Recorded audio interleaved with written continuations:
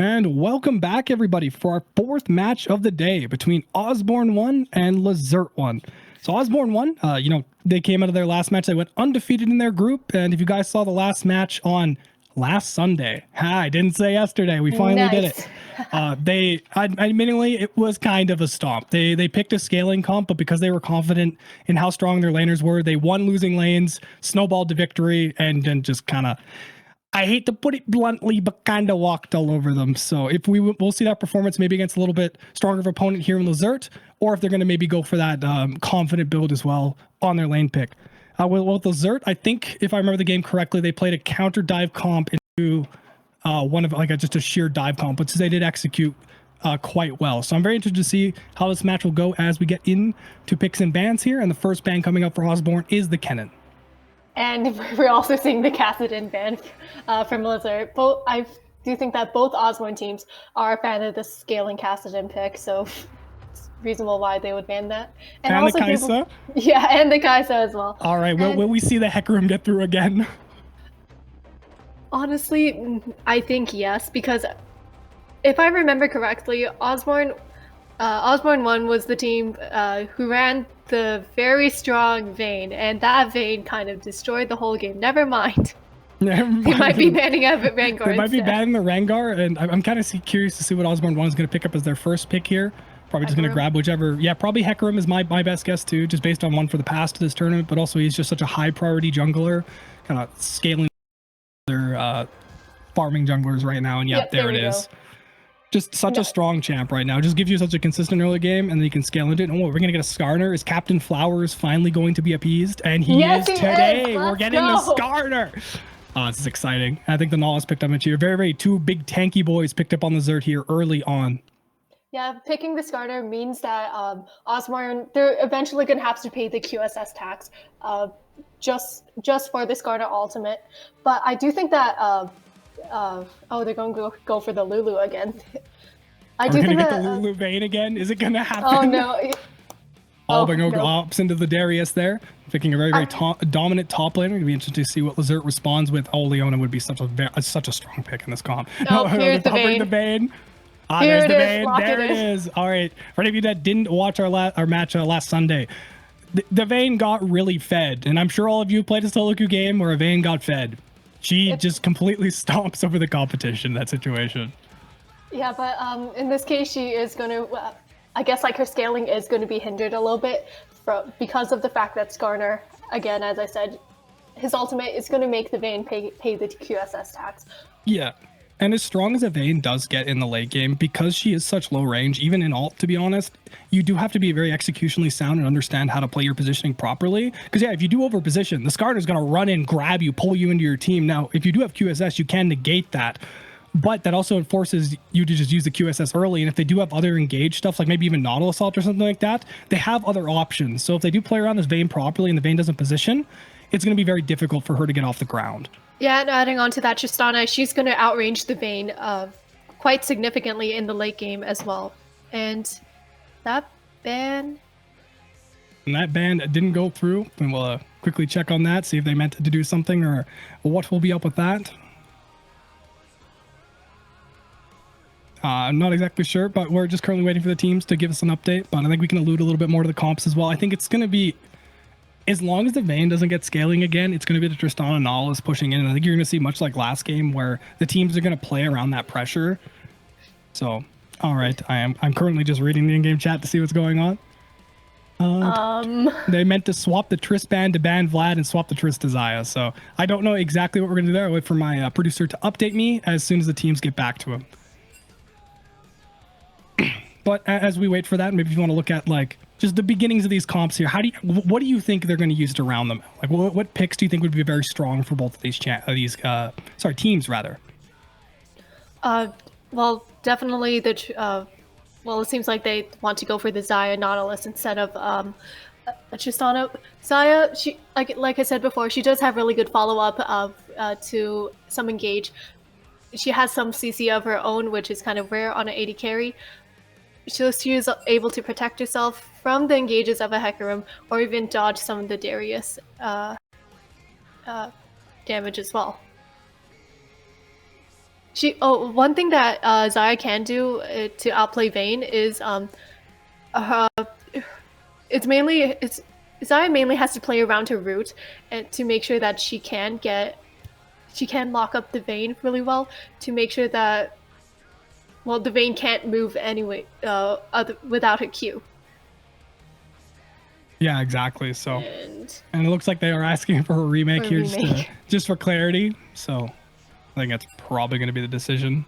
Yeah, it looks like the other team here. I'm going to jump ahead of my producer and just say, yeah, we're going to be doing a remake of it soon here. So we'll get back underway. So obviously the picks and stuff like that are going to be the exact same up for the first little bit. And I think, as you said, the Tristana was an accident, so they'll probably be subbed over the Xayah, and then we'll just continue on with the picks and bans as per normal.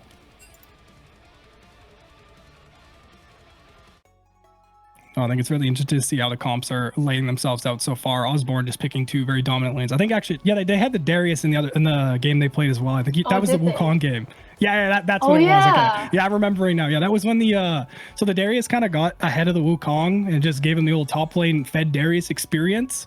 But actually, Wukong is pretty solid in that matchup, as we saw like in our game today. So we've saw like both ends of the spectrum when it comes to that matchup. So with actually the ban onto the Wukong there, it's actually to negate a matchup where Darius can't like snowball as hard.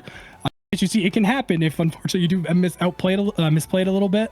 But with the Wukong ban actually does make a lot more sense coming out from Osborne 1 here when reflecting on that game. And also just banning out the Camille as well, making sure that. Well, the Darius doesn't. There's also just taking away another counter to this Darius. Yeah, just enabling the Darius to potentially snowball that lane as much as possible, which Osborne did prove on last Sunday that they are very, very capable of doing. So I think it'd be interesting to see that come up here.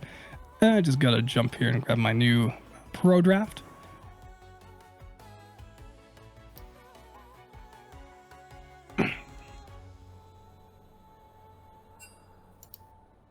All right, just confirming a couple things, and we'll be getting the teams back in here. But we kind of alluded to there, so I don't know how much more there is to talk about with the teams over here. But maybe some early speculations on. We've kind of talked about like Osborne, LaZerte here, but maybe some early hot takes. How do you think his game is going to go? Just no information, just give us the hottest of takes possible. I have a feeling that this Vayne is going to just be a monster. It's just a good feeling that just with how well Osborne were able to perform with a week early from the Vayne, how well they were able to snowball that. I do think that Osborne are going to be able to get very far ahead of LaZerte. And well, again, coming back to the Vayne and the Darius, who were destroying these lanes. I don't know if there's anything else that I can say. Yeah, no, exactly. So, yeah, they're I think picking what works for them. Yeah, I think if Osborne is able to make a replay, I think it's just going to snowball out of control. So it's going to be really down to, I think, LaZerte being able to handle the pressure and not let these lanes get scaling and just make Osborne maybe get punished for early game aggressive picks. Now Darius obviously does have priority in that top lane, but if you can punish a Vayne early on in the bot lane enough, you can set her significantly behind and just take an advantage and play around that lane. And as we've alluded to a lot during this tournament, bot lane pressure is incredibly important because that's it relates exactly to how much potential you have to take Dragon. Because obviously as your bot lane pushes up, taking Dragon is much easier. It's much easier to counter jungle the bottom side. And also with the mid lane being in so close proximity to that, you can pull the mid laner down for fights and stuff like that. So bot lane prio is, I think, incredibly important, particularly if you want to play around an objective focused game plan. Yeah, definitely. And not even just bot lane priority. Mid lane priority is also very important, just so that you can have your mid laner come out to help your jungler if needed, or even just head on over to the top lane or the bot lane just for a little bit of a gank. And it looks like that we're going to be seeing a Swain and Leona coming out from Osborne. Those are two very quick lock-ins.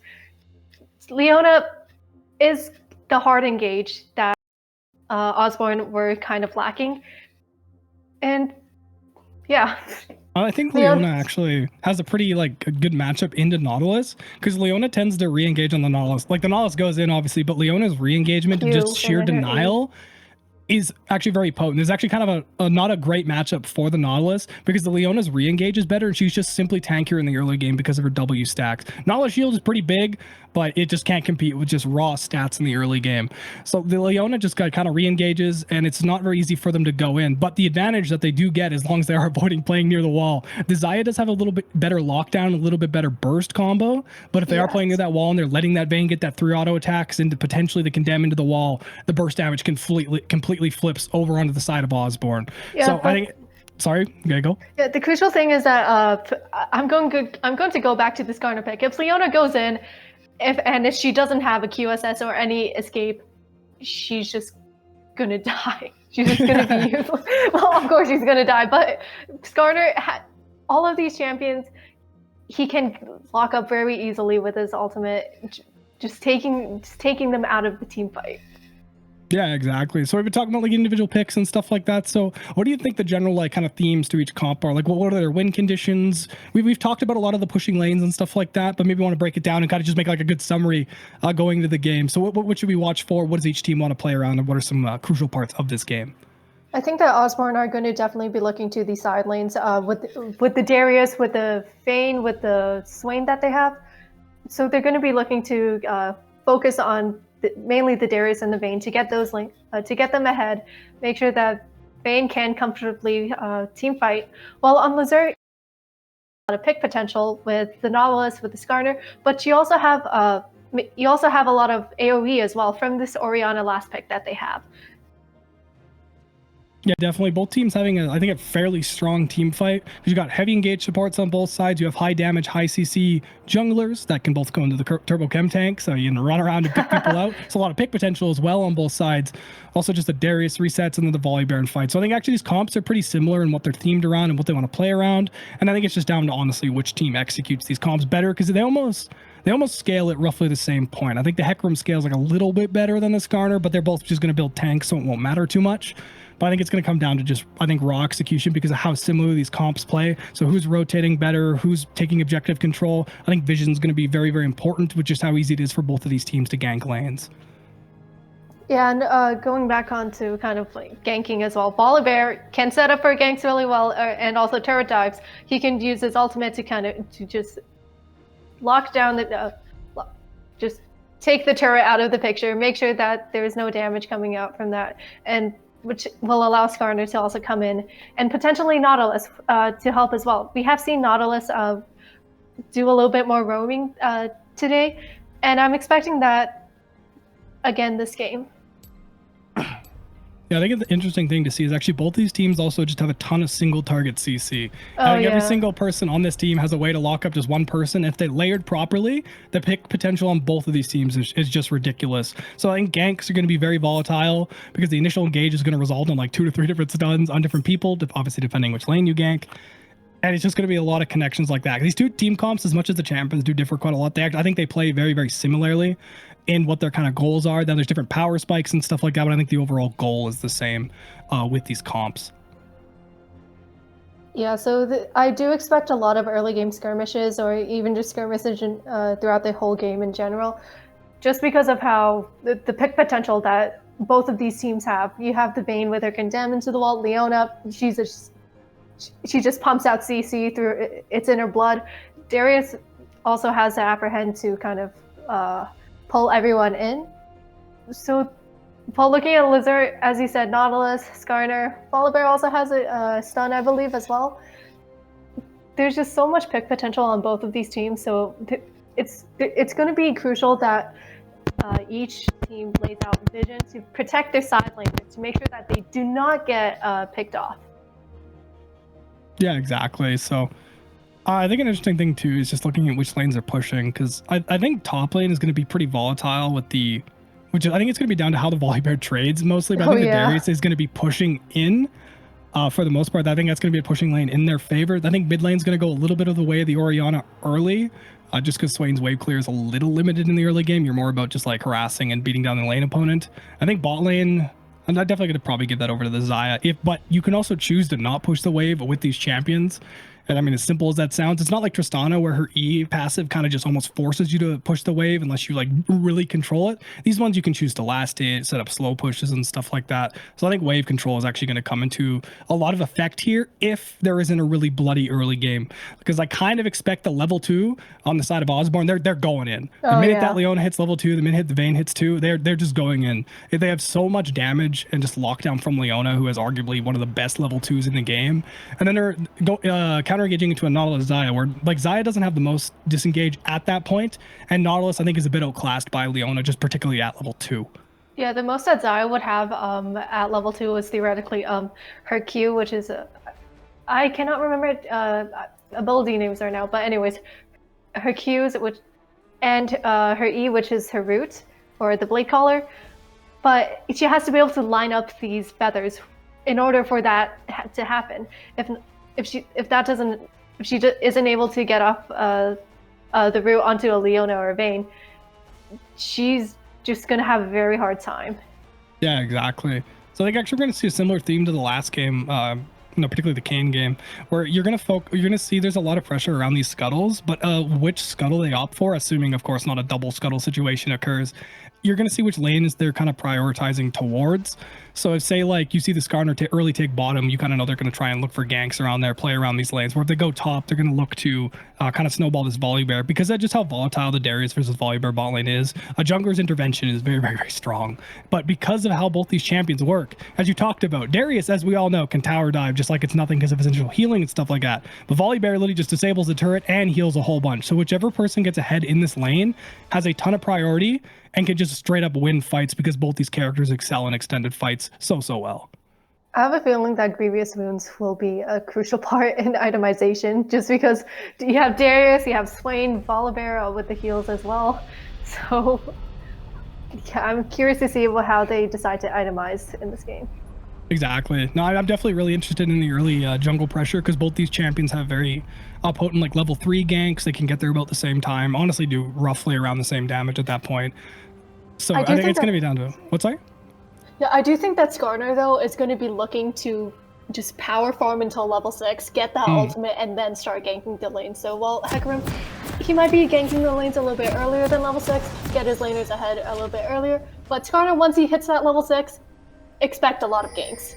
Yeah, definitely the more ganks going to come out that. I think there's definitely going to probably be a fight over Scuttle.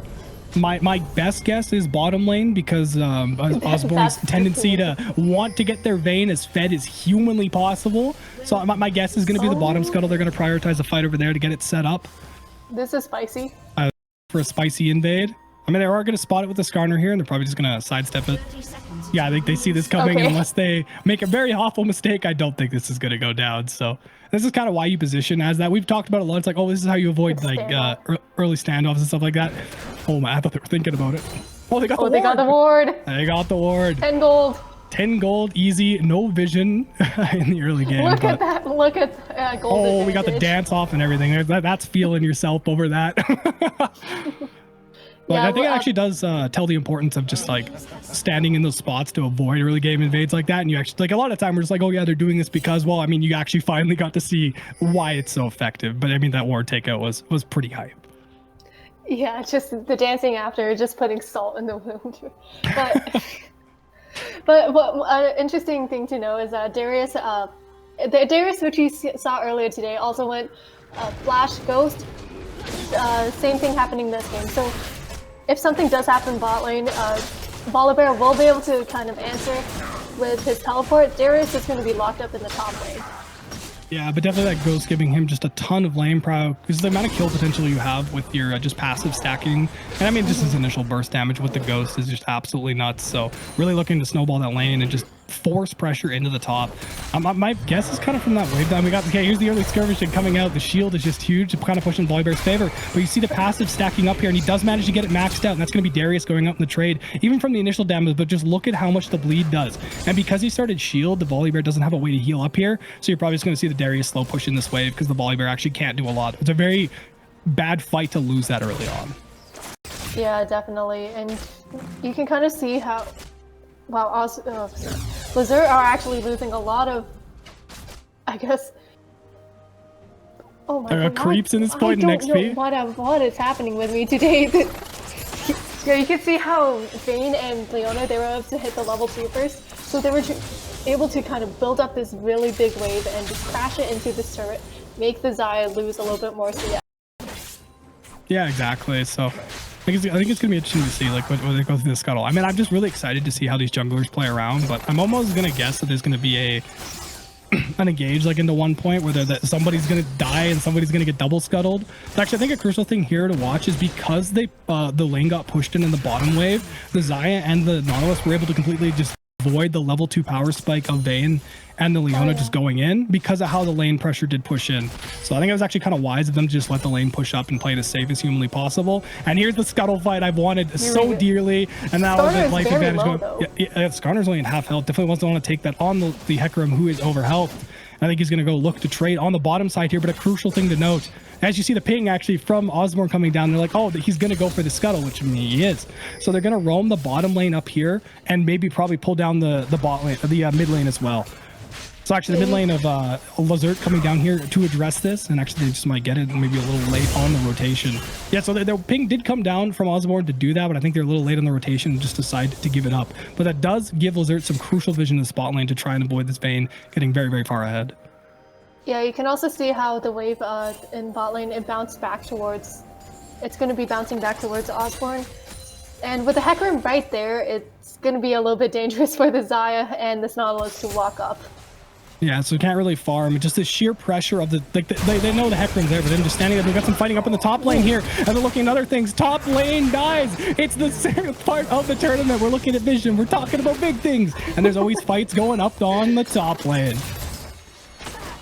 Yeah, just if Darius with his passive, before Volibear gets some of his items, Darius is just going to have the advantage in this lane. And he used that very well to kill the Volibear. He was able to work around the shield.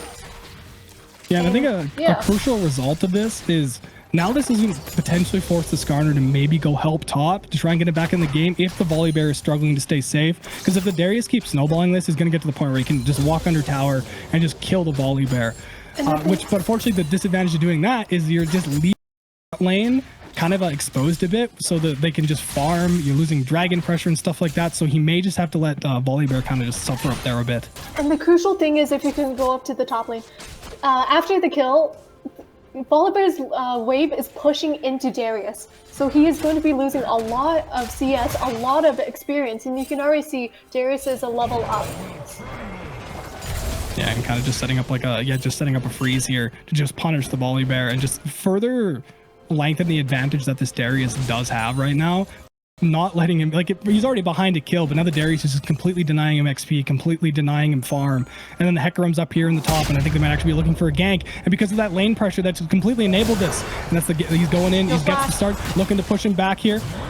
Yeah, they're going for the shield there, but probably going to call looking for the trade onto the Hecarim here, but the slow coming down, and no, I don't know, the Hecarim needed to go back in there, and unfortunately trades, and this can only be a 1-for-1. The kill does go into the Darius and increase that snowball, but I think a crucial mistake by the Hecarim to not just let the Darius handle it, and that's a good trade by the Volibear in the top lane. And they're going to take Dragon on the other side of the map, a really good response by LaZerte. Yeah, as you said, Hecarim he already did his part in kind of making sure that the Volibear does not have an escape. So Darius would have been able to clean it up. That was a little bit of a mistake. But Darius got the kill again. He's already 2-0 up on this Volibear.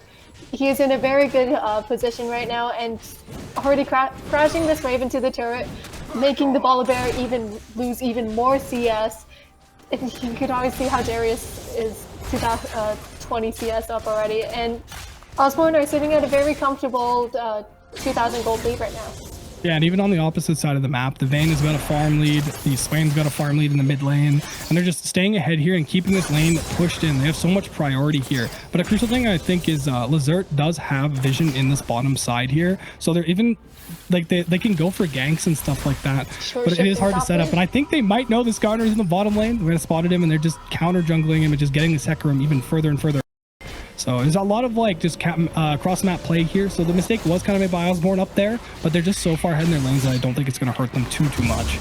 Yeah, with the Swain and Hecarim moving towards the top lane. Volley Yeah, we got a gank around okay, mid lane. Orianna going down. There's the Swain ult coming down, walk down into the Skarner.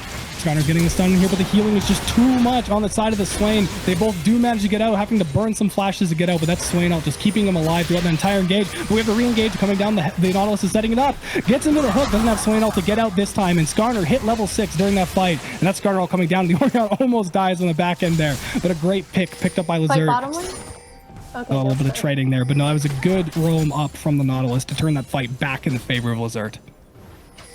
Yeah, definitely. Skarner hit level 6 in the middle of that team fight and was just able to lock down the Swain from there. Orianna did get very dangerously low, but she was still able to get out with a kill. And overall, that kind of closed the gold gap a little bit, making sure that LaZerte still has a way to get back into this. Yeah, and even and as the observer is highlighting, you might have saw that the LaZerte saw where the Hecarim was. He was on his red buff, so they know roughly where he's pathing towards. But Osborne has complete control of just the vision all the way along the river, up in the top lane and stuff like that. So even if LaZerte does try to look for plays and stuff like that on the other side, it's just going to be detected by the wards. The lanes really are pushing in their favor, so there's not a whole lot they can do off of spotting this Hecarim, outside of just kind of predicting that maybe, oh, he's going to go top for the pushed in lane or something like that. Oh, just narrowly misses that. Yeah, right now it's just kind of back to farming. Observer is okay if we see the Dragon Timer. Yeah, just spawning in about 2 minutes. Infernal Drake next. The next objective that's kind of up right now is this Rift Herald, which Hecarim is kind of working towards. And with the pushing mid and the pushing top lane, there's not much that the Skarner can do, but so instead he's trying to look for a cross-map play, possibly in the bot lane.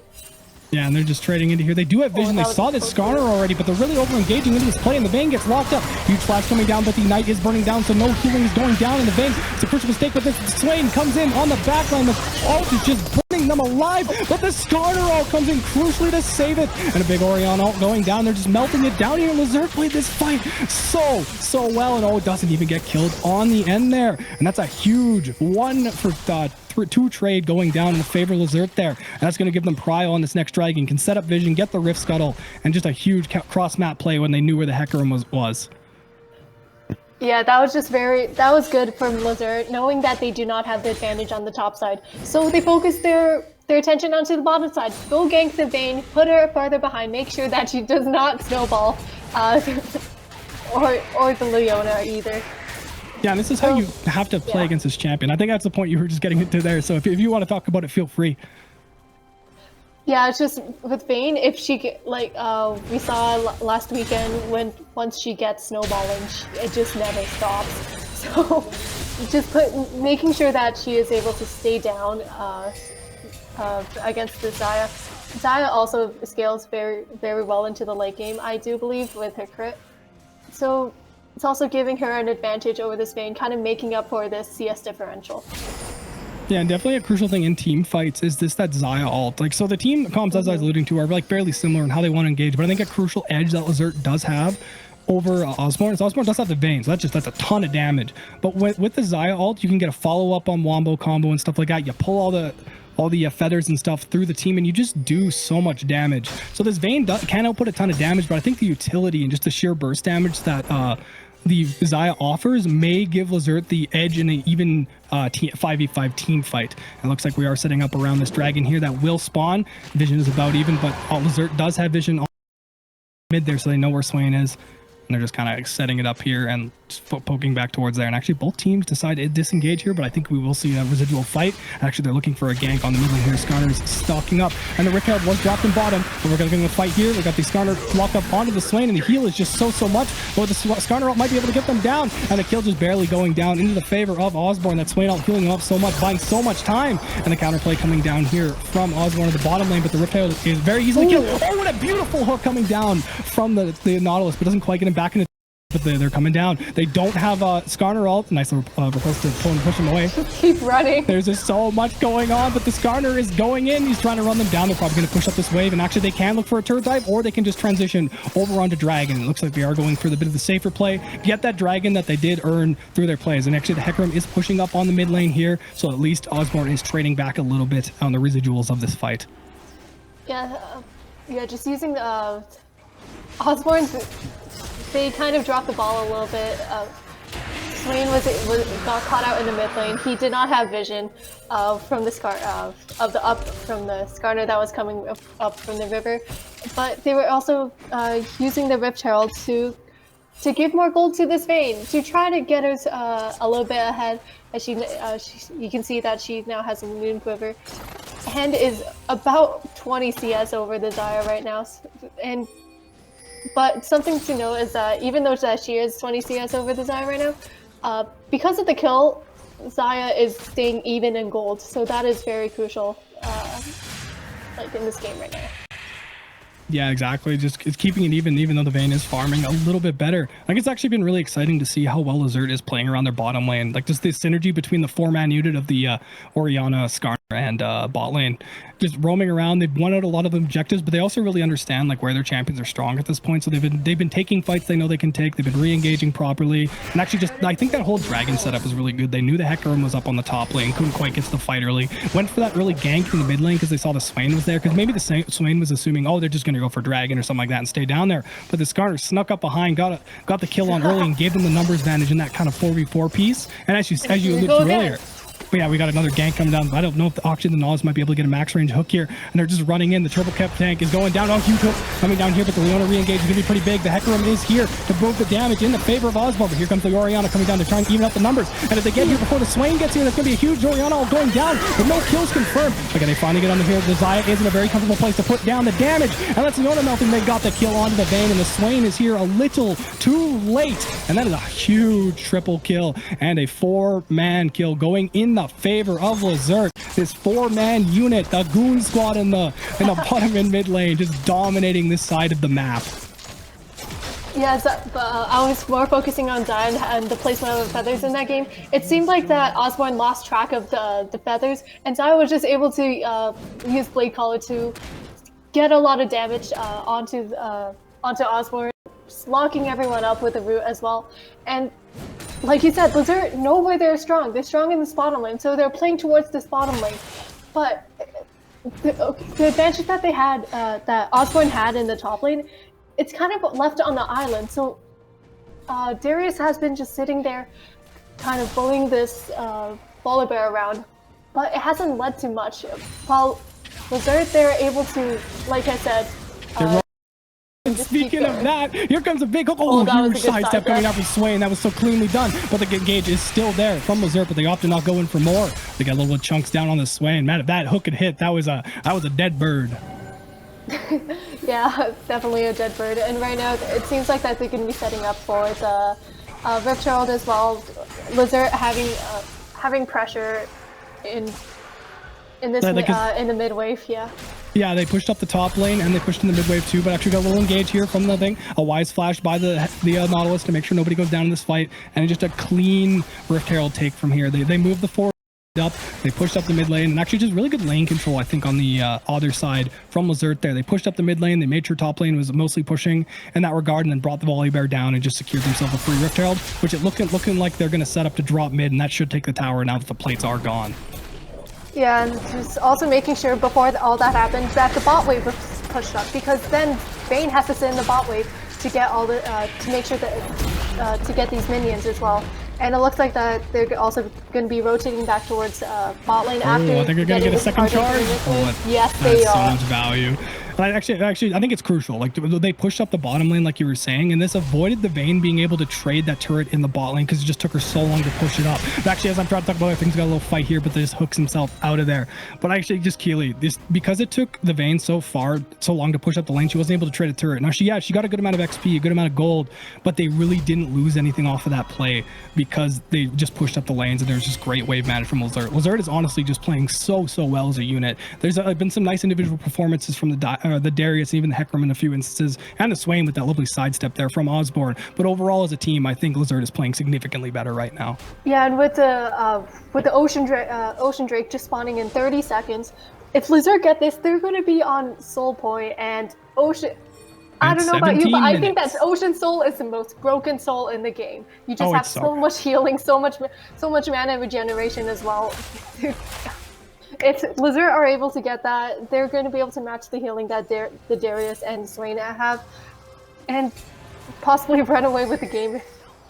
Well, actually, I think a crucial thing too is there's no QSSs on the side of Osborne. Of Osborne right now, so it allows the Skarner ult to always be effective. Now they're setting up on this dragon. Osborne is obviously very, very aware with that control ward in the back of the pit, and actually Hecarim is level 11, so if it does come down to a smite fight, he may be able to get this, but there's only away. And actually, Demo, he's managed to get the dragon too early on the smite from the Hecarim, and they're going down for the re-engage here. Damage is coming down. Huge volley bear ult into the back lane there.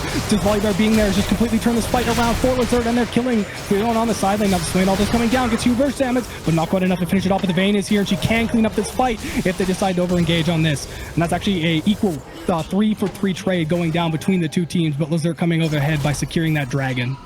Usually they do get some kills onto this Vayne to make sure that she is able to get her items so that she can carry this game later. But LaZerte, they got the dragon. They got what they wanted, so even though they lost 2 to 3 members from it, they're now on Soul Point, and Osborne, they're on this timer to make, for every single dragon that comes after, they cannot let LaZerte have it because of how strong Ocean Soul is. Exactly, and actually another residual thing that's going to happen too is LaZerte is coming here. They're clearing out the remaining vision from Osborne, which will allow them to just kind of have free precedence over this bot lane, and actually just gets a nice little bit of gold onto the Nautilus as well. So they have spotted him out here. Well, I mean, they spotted him on the ward, obviously, but gets nice little soul take from the Swain. But that gives them a lot of control over the bottom lane here, so they can take Scuttle, they can set up plays and stuff like that, because this is where they want to play around the map. Their strongest members right now are in the Goon Squad, as I jokingly called them earlier, of Skarner, Orianna, and the bot lane. So they want to roam around, they want to work as a unit, because not only do they have a ton of CC, they're all ahead right now, and they all have a ton of damage, and they're much, much stronger than the other 4 units on the other side of the map. But also, as you alluded to earlier, the Darius doesn't have teleport. So this Goon Squad can just work around unimpeded, no Darius to even worry about unless he is roaming down like this. But that also gives them, the wave is now pushing up in the top lane because the Darius had to come down and respect this. So I think the Darius not having TP, yes, gave him that early kill, gave him a lot of pressure in the early game, but it is really losing them on this cross-map pressure, which LaZerte has just been playing so well. And crucially, talking about the Darius again, he did come into the team fight, but he did not have as much influence as the Baller Bear did. The Baller Bear has so much AoE with his ultimate, just jumping onto the back line. Well, Darius, he didn't play as much as a role in that team fight, and it looks like that they're going to be looking for the Darius now. Onto the top lane, and keep in mind he does not have a QSS, so the Skarner ult is likely just going to go down, but no, the crucial flash making him get back into turret range here, but it's likely they're just going to take the turret here, the wave here, push it up, and set up around maybe for the, probably not for a Baron take, but just trying to assert vision and take control of this side of the map. I have a feeling that if the Apprehend did hit onto the died because of the Impale. Yeah, and Volley Bear just kind of zoning him out here. Oh, big hook coming down, but unfortunately there's nobody to follow up. And actually, does he have, no, he does have flash, but just a single target lockdown. The Nautilus, unfortunately, over-engaged, a miscommunication. The rest of the team did not want to go in while he was looking for the engage. And unfortunately, the Nautilus falls there, and that actually does give Osborne a little bit of a hope here on just playing around this map, and they actually are punishing quite properly, pushing up lanes. But actually, crucially, look at that bot lane. The Orianna, who does have teleport right now, is pushing in the wave, getting a lot of farm, and looking to force them to go away from that side of the map. Actually, might even take a turret. I don't think so with this lane coming down, but as you saw the point and click CC and just the pick potential of Osborne right there. Leona, even though Nautilus did get a hook onto her, Nautilus. Oh. Yeah, I thought we got another fight up in the top lane here. The Skarner ult is online, but they're opting not to go for it. It's a lockdown. The Darius is trading favorably into this fight, and with the Hecarim and the Vayne coming up, and of course the Leona on the bottom there. They don't really want to take this fight, but a huge hook from downtown. Not quite enough people around to go on it, but the Volley Bear all comes down, and it's just so much damage. The Nautilus ult knocks at the Vayne, doesn't allow her to heal, no condemn, and that's a huge pickup onto the Vayne, but the Darius is looking to trade. Has so much damage, blocking him down. The Skarner ult, pulling him into the turret, trying to get as many turret shots as possible, and pull the Leona away from the Volley Bear so they can't engage onto him under the tower as well. That's just actually a really back and forth fight there. LaZerte going down, but crucially they do manage to get the Vayne there, but at the expense of their Skarner and their support.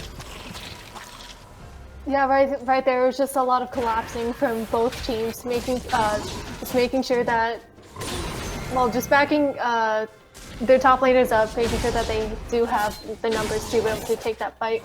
And crucially, I think that the strongest member right now are the Orianna and Xayah for LaZerte, and I did not see them in that team fight.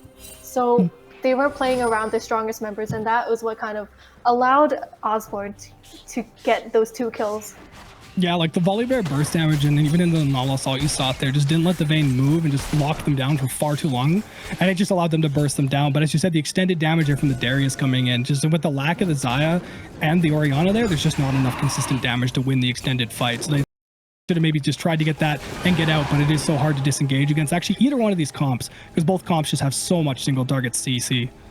Yeah, right now, Ocean Dragon has spawned up. Osborne, they have to fight this. They cannot let LaZerte get this Ocean Soul at 23 minutes into this game. It's just going to put them at such a disadvantage going in. Vayne is clearing out the mid wave, and it looks like that. Oh, there's a little bit of a standoff right now. Yeah, they're just going back and forth. Really not a lot for either team to really lose here. The waves are pushing up on the bottom and the bottom, top and the bottom, but it looks like the minions are going to beat down on the top turret, maybe take it down. So LaZerte probably does have the most to lose by just standing here, but they are looking to get that soul here. Oh, just narrowly misses the pull back in. That would have been horrendous for the Skarner, but a little whiff there. Results in it. This is a really long standoff. Yeah, they're just standing off here. Well, I mean, this is so crucial for LaZerte to take this. Like, they need this to get the Ocean Soul, but also Osborne needs to deny this. But with both of their comps, because they have so much initial gauge, so much single target CC, whoever goes in first is probably going to die. And if his team follows up properly, they can probably win the fight. But with the response and the re-engage potential of both these comps, one misstep is enough to die. So I think the standoff does make a lot of sense because one mistake loses a team fight with these comps. Yeah, the standoff has been very long. And Orianna pushed in the midway of it during that time, and it looks like LaZerte are going to be looking to start up this dragon right now. Yeah, and a smart take from the bot lane and the top middle lane are pushing in. And looks like we've got the initial gauge coming in here. Okay, they're going for the smite fight. And actually, Xayah gets it. Both junglers messing up the smite. Well, they got the Orianna coming down, but the Swain is in the backline, zoning him away. The Skarner is on the Darius, but he's just simply too tanky. But Xayah in the bot lane manages to win off the trade, but the Vayne is cleaning up the rest of the team over here. And actually, they do have the re-engage with the Orianna here. The Volibear is actually just so tanky, but the Darius is melting them down. They're going to look to one-shot this Vayne to maybe turn around the fight, but the Volibear wins the fight against the Darius. Oh my goodness, what a scrappy fight going back and forth. And this is the Vayne probably just going to be picked up here. And that is a big weakness of the Vayne when you just have so much long range here from the two carries. And I think Xayah's utility definitely shown in that fight, being able just to stay for so alive and just has so many escape tools. Yeah, Vayne in the early game, she was not able to get the snowball or get the lead that that would allow her to match up to Xayah. And as you said, the utility of Xayah with her ultimate, with her she's just able to provide more than this Vayne, who does not have the damage just yet. Still working towards both AD carries, still working towards the third item. But as I just said, Xayah, she has the utility, she has the root. She's able to, I guess, help out her team a lot more than this Vayne can.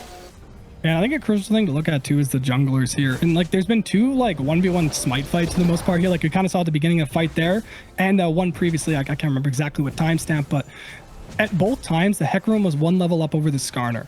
In this last one, they both actually miss-smited, and the Xayah ended up taking it. I don't know how Xayah was able to get that out of everywhere. It was probably just like a random Q or something like that, but yeah, definitely a little bit of miscalculation from both junglers. But also, crucially, in the last one, the Hecarim did have a lot of priority to take it, but just didn't smite quite in time. So they've been, LaZerte's been coming out a lot on top of these little smite fights and little interactions like that. So I think crucially the Hecarim has been missing some smites that might be able for steals, but at the end of the day, it is him diving into like a very chaotic fight, and it can be very difficult to do that at times. So it is a kind of a small criticism, but it is a theme that has been happening on these last two Dragon interactions. And as a result, LaZerte does manage to get the soul from those. And also just looking at itemization right now, something that I did notice that I find very secure is the Dark Seal from this lane. I'm not sure if he bought that early and just had that throughout the whole time, but I don't think he's going to be able to get that Dark Seal stacked at this point in the game. Yeah, no, traditionally the Dark Seal a good item to actually pick up on Swain and lane, particularly if you go Corrupting Pot. For when that was, I think the Corrupting Pot start on Swain was a little bit more meta a while ago before Doran's Ring was good.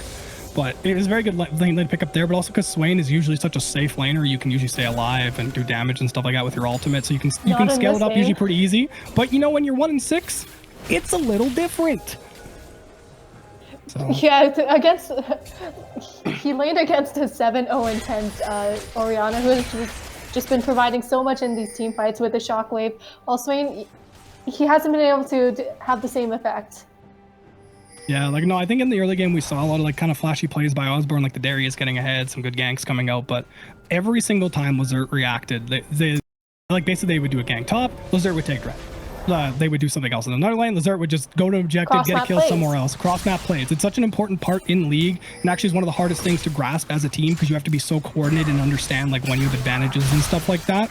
But LaZerte have just been doing it so good. And actually LaZerte is coming out as the second seed in pool 3, while Osborne 1 was the dominant first seed coming out of pool 2. So Yeah.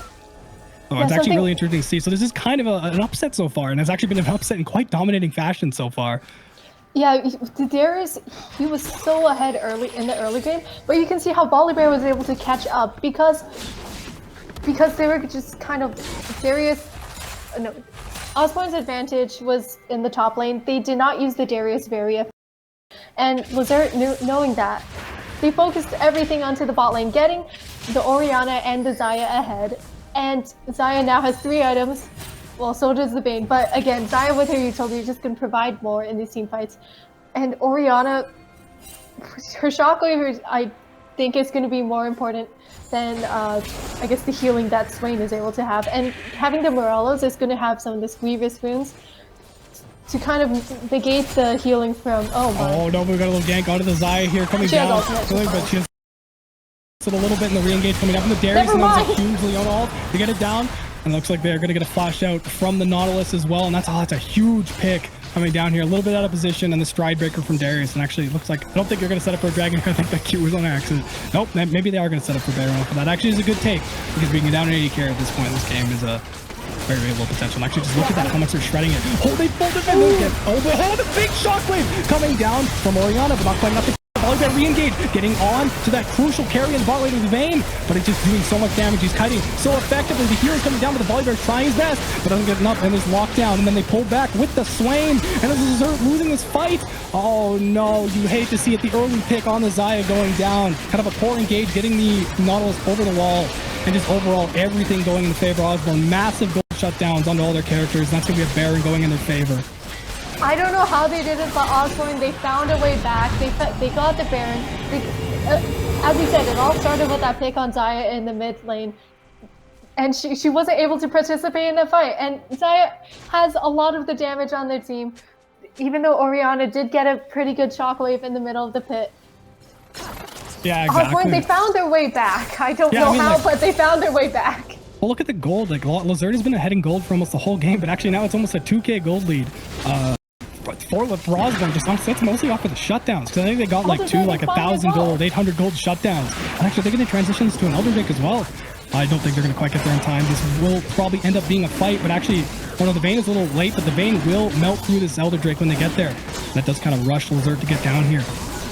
I know we think we're going to see a big fight over this, because honestly, whoever takes this Drake probably will be able to win the game. Actually, I don't think they'll be able to win it because of how many turrets LaZerte has, but this fight is very, very crucial. And we got a big engage. Oh, coming down from the Darius into Leona, but a little bit of synergy pushes them all away. And they're just melting down the 80 carries. They're just having a heyday, but Darius is just doing too much damage on the back line. And that's Darius Swain just evolve and just defeat up the bot lane of LaZerte. And that was just, unfortunately, just such a great pull from Darius into the Hecarim ult and all the follow-up CC. Great team fight from Osborne. Gets himself the Elder Drake. Probably won't be able to win up this, but will take some turrets and get themselves back in the game and actually have an even further gold lead from when they were previously behind. Yeah, Darius getting the 5-man stride breaker and also the 5-man apprehend, pulling everyone into the rest of his team for like having just the perfect setup for a Hecarim ult, giving Vayne the space to rain damage onto LaZerte. And crucially, Orianna did not have a shockwave.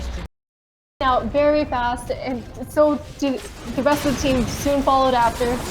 Now it is. There is only 4 members here from Osborne. They're probably just going to take the inhib and back off, but because their health bars are a little bit lower. But they do have Baron buff pushing in, and they can get a little bit more off of this. But no, they're probably going to respect the recalls. They don't have their Leona. Don't want to take a 4v5 in these situations. Don't want to lose that Elder Drake, crucially.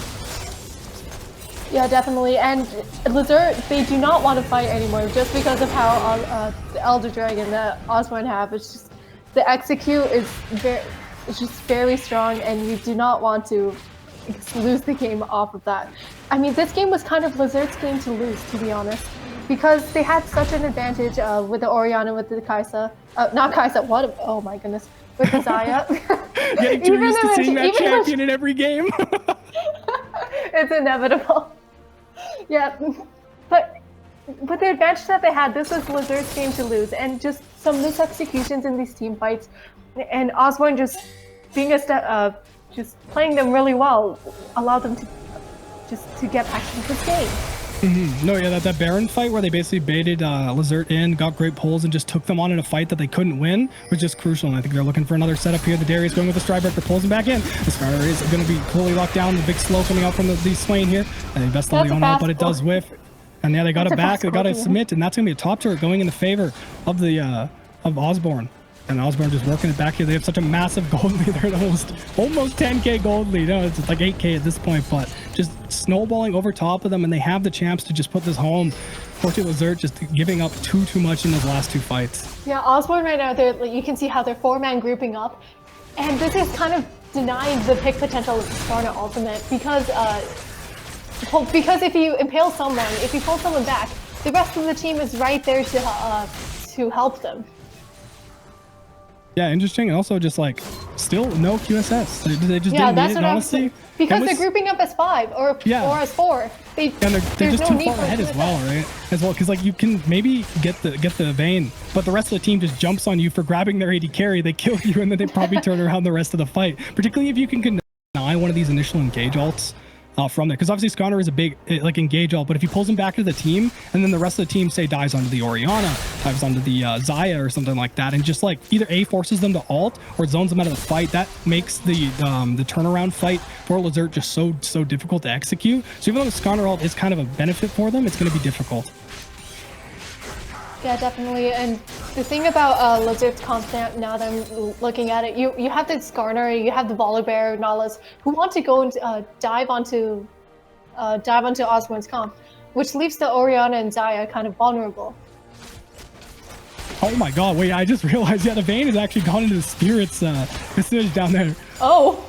I mean, honestly, it's not a bad thing with just like how long she needs to stay in a fight. And actually, if you noticed in the last team fight, she sat at about half health the entire time, and actually getting in the Warden mail too. So just a lot of the threats that can get to the Vayne are this volley Baron. Obviously, it does like mostly AD. Even the Skarner like mostly does the AD damage when they got on top of them.